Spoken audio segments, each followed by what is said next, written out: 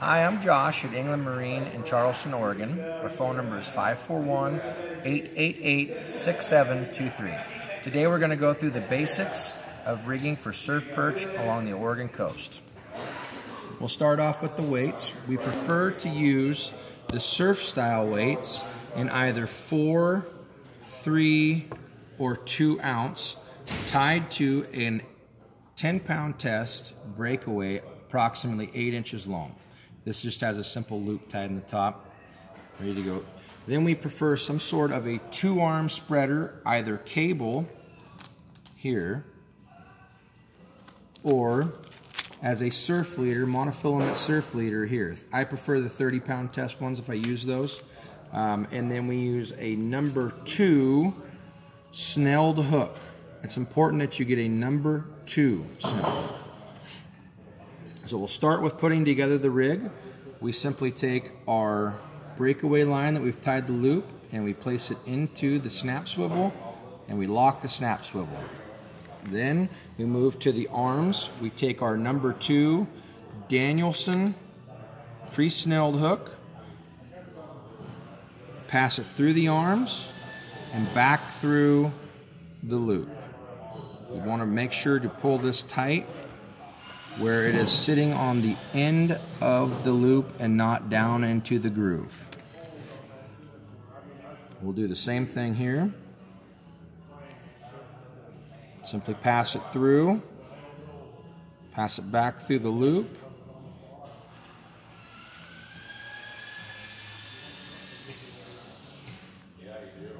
and make sure to pull it tight. Now I should clarify that these hooks are in fact larger than the number 2s I'm showing you here, simply to show for demonstration purposes. Now we're going to take our braided line. We prefer to use approximately 30-pound test braided line because it is easy to cast, very tough, and has a very thin diameter. Therefore we can get away with using less weight and we're able to use heavier weights when we need it. We tie the trilene knot. It's pretty simple. You're going to pass it through once, twice, place your middle finger through the loop, wrap the tag around the main line 5 times, 1, 2, 3, 4, 5. You're going to then remove your middle finger and place it back through both loops, pulling both the tag and the main line. You should get a very nice, tight, consistent knot that will hold well with braid. We simply remove the tag, making sure everything's nice and clean and neat. Now our rig is complete. We have our weight, our 2 hooks,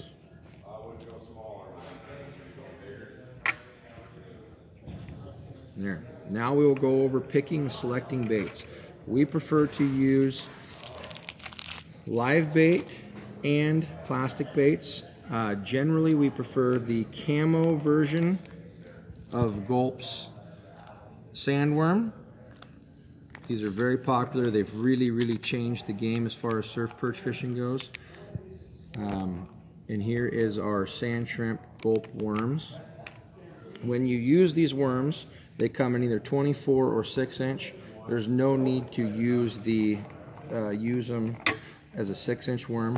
We will in fact cut them in half and then we simply thread them onto the hook as best we can. They can be kind of soft, that way they're a little more palatable for the fish.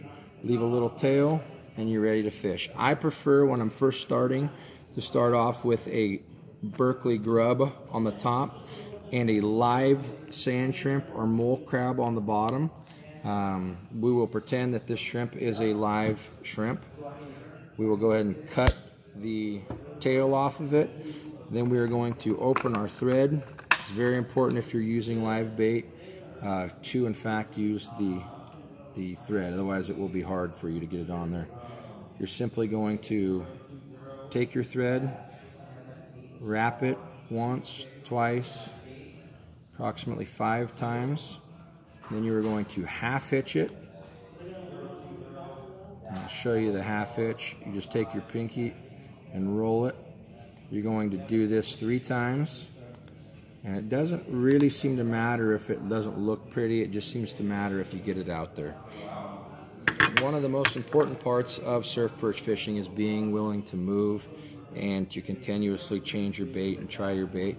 Once you've got it figured out, it seems to come a lot easier for you. If you have any questions, you can reach us at any of our 7 stores, or you can call us direct at 541-888-6723. Thank you.